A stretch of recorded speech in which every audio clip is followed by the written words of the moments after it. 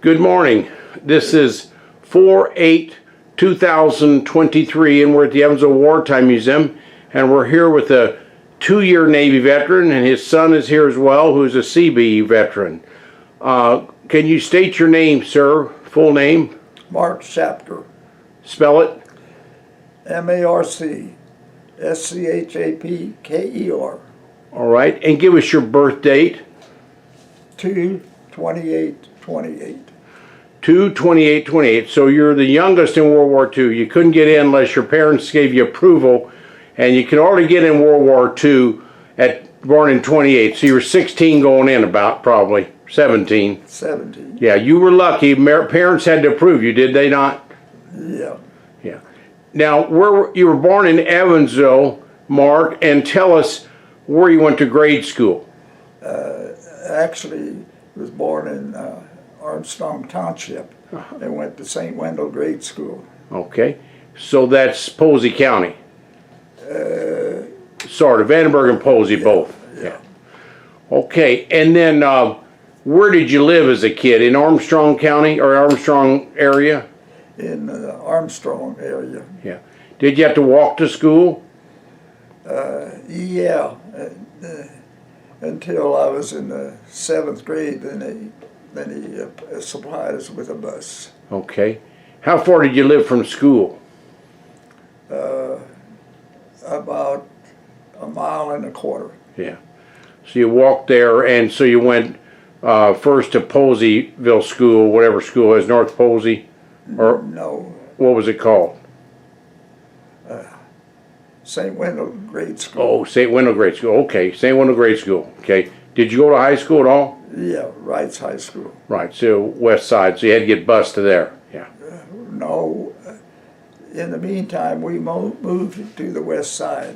Okay. So it was in walking distance. All right. So you grew up on the west side. Yeah. So what year you were born 1928, right? Right. So you were living by Wright's High School when you were 12 years old, about. Yeah. Tell me what it looked like when they were making LSTs down there. Oh, it was a noisy, busy place.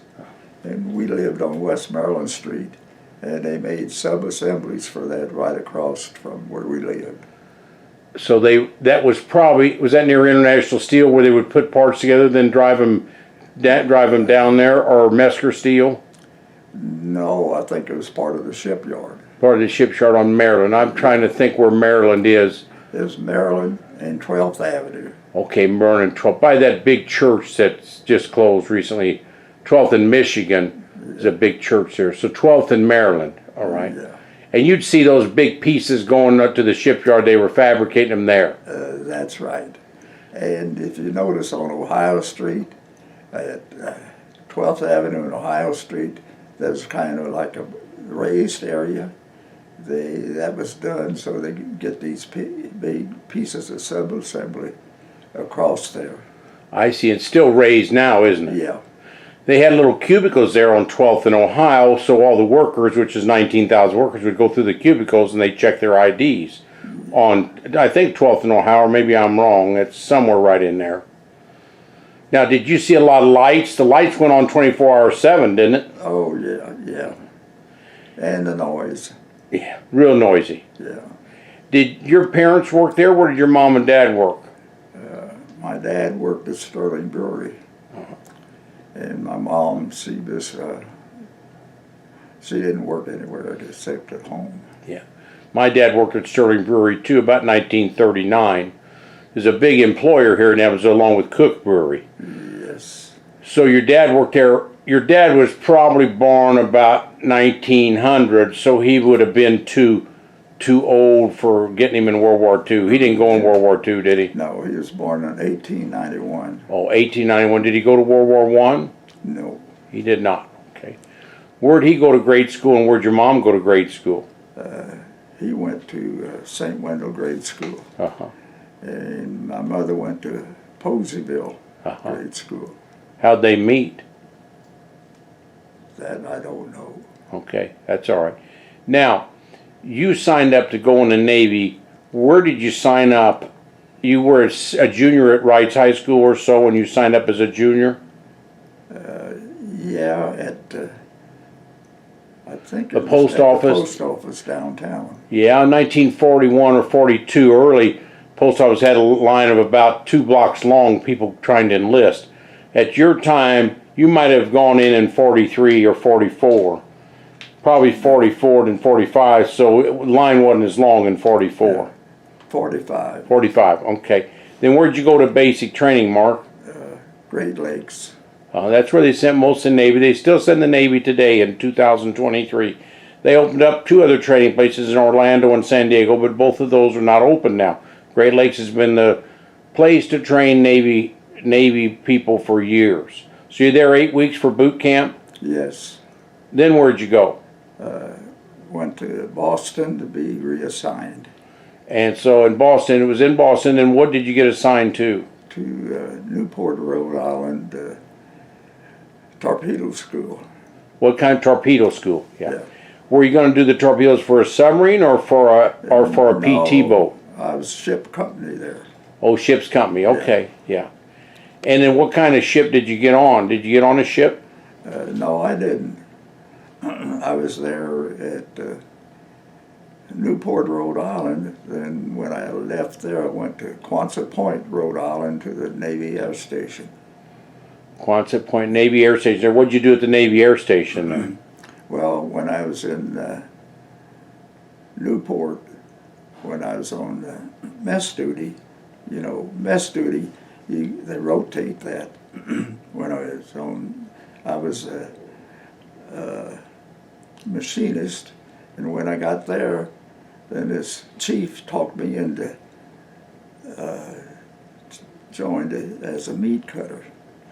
So then I was a meat cutter after that. And did you do it overseas or do it right there in Newport? Right in Newport. Because you had a lot of training in Newport. Newport trained a lot of people there. It was a big training facility. Do you remember any of the trainees or what they trained, who they trained there? Well, there's one of them is officers training. Yeah, I was in the Navy from 1973 to 1997, and that's where we went for officers training for the Navy, right there in Newport. So they still did that 40 years later. Yeah. Same place. Yeah. So that was busy for them. It's called OIC, Officer Indoctrination, or OIS school, I believe, OIS. So that's where they go there. So you saw a lot of the Evolution Navy. They didn't change that. They didn't change Great Lakes for now it's 80 years. They didn't change Newport for 80 years. No. So you were a meat cutter there, and so then when did you get out of the Navy, or what else did you do in the Navy? Anything else in the Navy? You got out after 2 years? I got out at Quonset Point. Uh-huh. At the Naval Air Station there. Right. So when I was there, I worked in the commissary. I see. So commissary, I would always go there. My wife would go there. It was a good discount on food. Because it didn't pay you anything, the Navy, or Army, or Air Force, they had to give you food at a cheaper price. So prices were half price in that commissary, I'll bet, were they not? Yeah. And you cut the meat, steaks, and hamburgers, and everything else. Yeah. Sliced the lunch meats. Uh-huh. And did you use that talent later on? Did you work anywhere in Evansville when you got out, or what'd you do when you came back to Evansville? I got a job at Whirlpool. And how many years you worked there? 41. Uh-huh. That's right down the block from us, about a mile. So we made the P-47s there. Do you remember much about the P-47s when you were here? Did you hear them flying over as a kid? Yeah, sometimes. Mm-hmm. And inside of the plant had wooden floors. Uh-huh.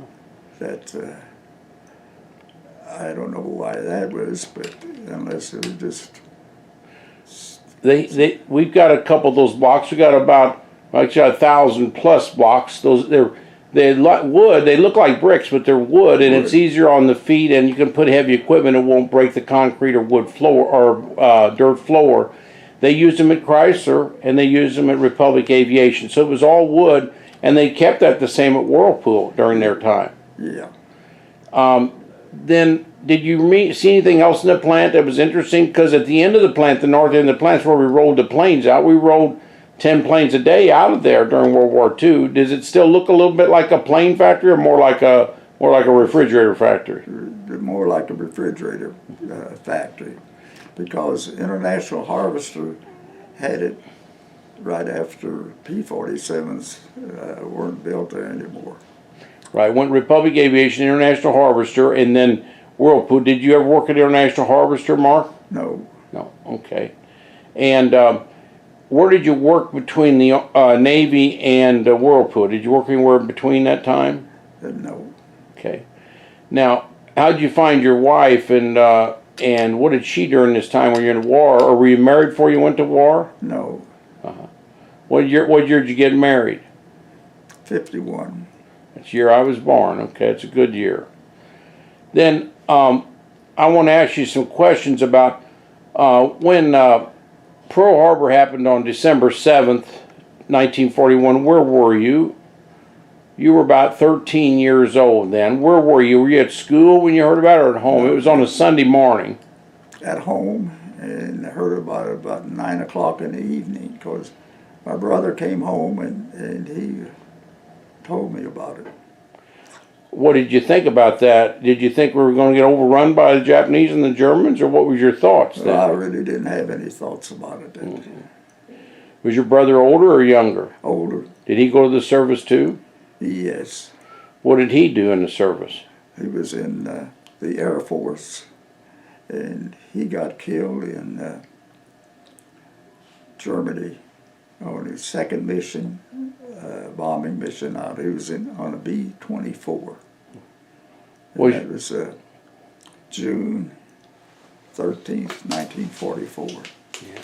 And what's your brother's name? Irvin, Irvin, yeah. So your mother got a gold star, didn't she? yes. You don't want to get a gold star. I lost my uncle in the Battle of the Bulge December 17th of 44. Worst thing in the world for my grandmother, and worst thing in the world for your mother. Yeah. My grandmother was depressed for many years after that. Never got over it. Yeah. What happened to his bomber? Did they ever figure out? Did somebody shoot him with flak or with? It was shot, and he got hit in the chest, and they had orders to parachute out, and the person passed him, kicked his foot, to get him to move. Then he saw there was blood all over. Yeah. And out of the crew, out of the 10 person crew, 3 of them survived and 7 passed away. So he had shrapnel or something in his chest that probably killed him. And the 3 surviving crew told your mom and dad that, I assume. Yeah. Well, he was a top turret gunner. Top turret gunner. That was a tough position up there. Yeah. That was a vulnerable position. The museum in New Orleans just reviewed the most vulnerable positions in those planes. The pilot, co-pilot, and navigator were the most vulnerable. They always thought the turret, the guy on the top, and I don't know if they have a bottom turret on B-24, we always thought they were the most dangerous, but they aren't the most dangerous in general in regards to lethality. But still, we lost your brother. I think it's probably a 50 millimeter gun on there. I'm not sure. Or 50 caliber gun. Now, when we dropped the atom bomb, you were probably in Newport. What did you think about that? Atom bomb. Oh. In Japan, it ended the war. Oh, I was glad to see it. Yeah. It saved a lot of U.S. lives. Yeah. Because the next place U.S. we're going to go, we're towards Japan. Yeah, it would have been pretty horrible. We'd have lost 500,000 to 1 million troops in Japan if we had to invade. When the war was over, what were your thoughts about the United States and the freedom we have, and what do you tell the next generation about our freedom and how important it is, and what do you think the thing we need to do for our youth today? That we're in the greatest country there is with our freedom, even though some people protest against it, but they don't fully understand what freedom is, I don't think. I think the older we get, the more we cherish it. don't know if you're 15 or 20 that you cherish as much. The older I get, the more I cherish it. But patriotism and the nicety of our country, what you just said, Mark, the freedoms we have are unbelievable. 9/11 in 2001 showed us that we're not going to have as many freedoms, and more and more freedoms will be restricted when we have, because freedom causes other problems as well. But the kids need to realize it is the best country in the world, as you said. Now, we have his son here and his daughter. Could you have any other questions for him that we might have missed? That's my son-in-law. Son-in-law, sorry, son-in-law, and he's a CB over here. And he's a CB, and he's son-in-law. How you doing there? Very good, thank you. And any other questions you might have for your father-in-law? Over the years, I think one more thing that he really didn't talk about was his whole family has a military background. It was just more than him and his brother Irvin. His whole family. Okay, why don't you go over, you have any other brothers besides Irvin? Any sisters at all there, Mark? Yeah, I was one of 11 children. I had, there were 10 boys and 1 girl. Wow. And how many boys went to war besides your brother that was killed? They all went to war except the 2 younger ones. They were in the National Guard. Wow. But, So 10 of you went to war. 10 of you. That's a lot. No, let's see. Your sister Actually- didn't go, right? Or? Sister didn't go, but your brothers, were your couple brothers younger than you, most of them older, because you were the youngest? Just were you the baby in the family or not? No. I got 3 younger brothers than me, and my sister's younger. And they probably went over to Korea or the National Guard, but didn't serve in World War II, the 3 younger than you. They were in the National Guard, but they didn't serve anywhere except just their yearly 2-week training. Tell me about, we talked about, what's his brother's name that died in the war? Irvin. Tell me about your other brothers and where they served in the war. Tell me in chronological order, if you can, your oldest brother, and work your way down if you can. My oldest brother was in the Navy. My next one was in the Navy. The next one was in the Tank Corps in the Army. The next one was in the Navy. Then Irvin was in the Air Force. And my next brother was in the Navy. I was in the Navy. And my next brother was in the Army. And then my 2 younger brothers were in the National Guard. Okay, wow. You got a lot of Navy there, a little bit of Army Air Corps, and a little bit of National Guard, but you got a heck of a family there. You're a tremendous military family. So the oldest brother, do you know what he did in the Navy? No, I don't. How about the second oldest? You know what he did? Or the 3 Navy guys, were they over east or west, or do you remember where they were? Well, my oldest one was on a USS Nevada. That's a battleship. Yeah. Uh-huh. And the second one, I don't know where he was at. And my brother in the Army, he was in the Tank Corps. Was he with Patton, or was He he was in the South Pacific. South Pacific, so over in the Philippines or Yeah. Okinawa or somewhere? Uh-huh. Yeah.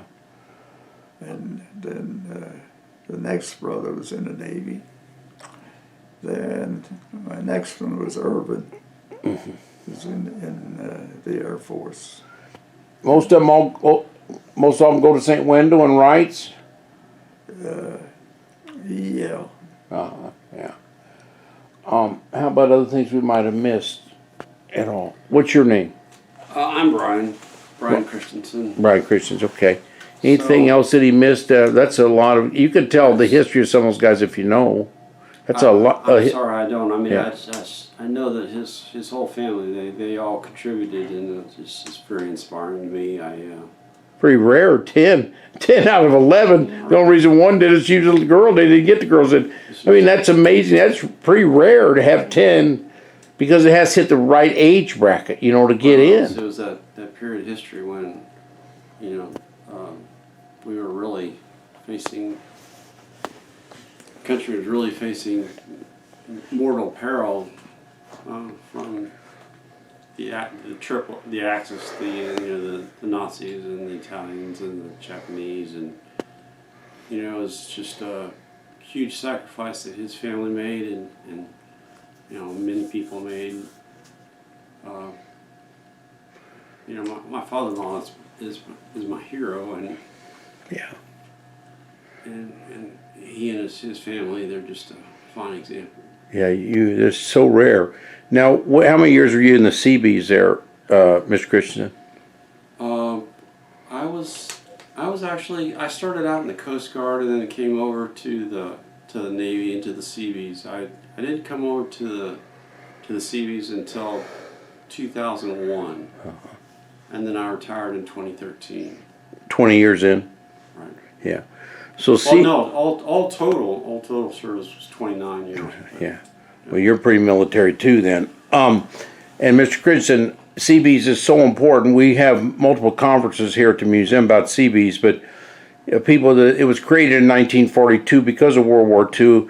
The average Seabee unit would have average age of 37, where most guys were 19. They took construction people, put them in there, and they made the roads, made the runways, made everything. Seabees are very important in war because once you conquer, you have to do something about it. The Seabees came from the Bureau of Yards and Docks. The problem was that the Navy tried having contractors go into theater to build the runways and things, and they were being killed as spies because they were non-military personnel. So the solution to that was to create the Seabees. So from there arose the force of the Seabees. And the Seabees used to be huge. Now they're very small. It's kind of sad. They're a shadow of what they used to be. But the motto of the Seabees is can do. Yeah, they can do. A lot of we have a CB museum in Biloxi, Mississippi, where CBs are, and also Port Hueneme, California. The one in Port Hueneme is probably 100,000 square feet, and probably the best museum I've ever seen, because these are construction guys that knew how to build things the right way. Familiar with it, yeah. Very good. Now I'm going to talk to Mrs. Christensen. What's your name now? Diane Christensen. Diane Schapker Christensen. Mm-hmm. Can you tell me how the influence of your uncles, aunts, and your father have made you and your husband in regards to military? When my wife married me, I don't think she knew anything about the military until she married me, and a lot of people don't until they get a spouse or a son or a father that's involved. But you're pretty deeply involved with a husband, 29 years, and a father. How's that influenced you about how important the military is to our safety and our freedom? I'm very thankful for them doing what they have done, because otherwise we wouldn't have this freedom.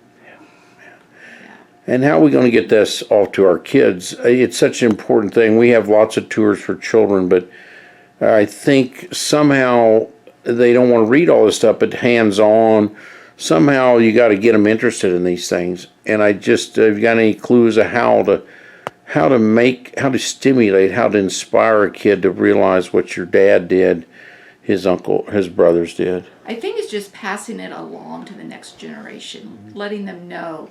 One thing that stands out with me, with my grandma Schapker, is seeing that photo of her son in his flight jacket on her dresser my entire life. Yeah. That was her son.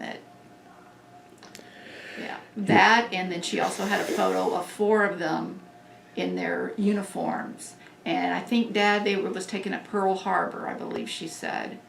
There were just 4 of them in their uniforms. So it's passing that along. And it makes it personal. It makes it personal. Yeah, we have a gold star here in the museum, and it's for Bethel Gresham. And he got the first gold star ever given to the military. It was a killing of, if you died in the service, you got to hold a gold star or fly a gold star in your front window or out in front of your house. My grandmother got the same thing because her son was killed.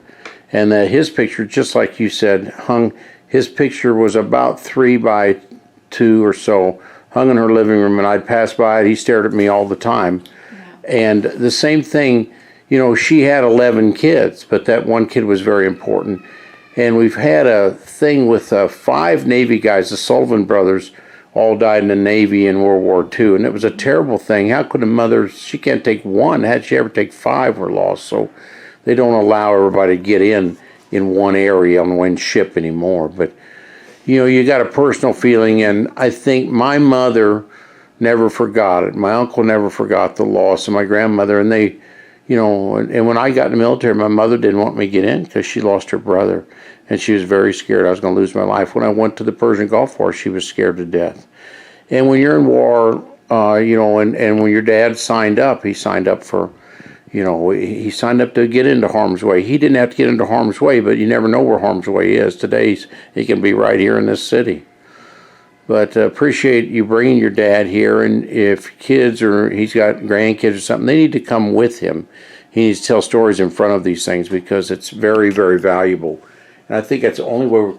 What you said, Mrs. Christensen, I think when you look at theories of education, you can learn some things from the teachers, but they say you learn most from your family. So really, what I see is when kids or grandkids come with their grandparents, they listen to him, and all of a sudden he talks about his parents, and he could put him back 50 more years of experiences that happened, and how your mother and dad had to sacrifice during World War II. Those are all important things. I can't thank you enough, and want you to support our museum. We're trying to keep this in the memory banks of people for next generation, and so I know you're all military supporters, but you know, not everybody appreciates their freedom. It's just like when we have our health, we don't think about it. It's out of sight, out of mind. When we don't have our freedom, we worry about it. If we have our freedom, we take it for granted. And that's a big thing. But you, Marc Schapker, are one of a few that we have left. There's 16 million veterans in World War II, and there's about 100,000 left. So you're one of 100,000 World War II vets, which is very rare. So I appreciate your comments, appreciate your insight, and thank you for being here today. Thank you. Okay.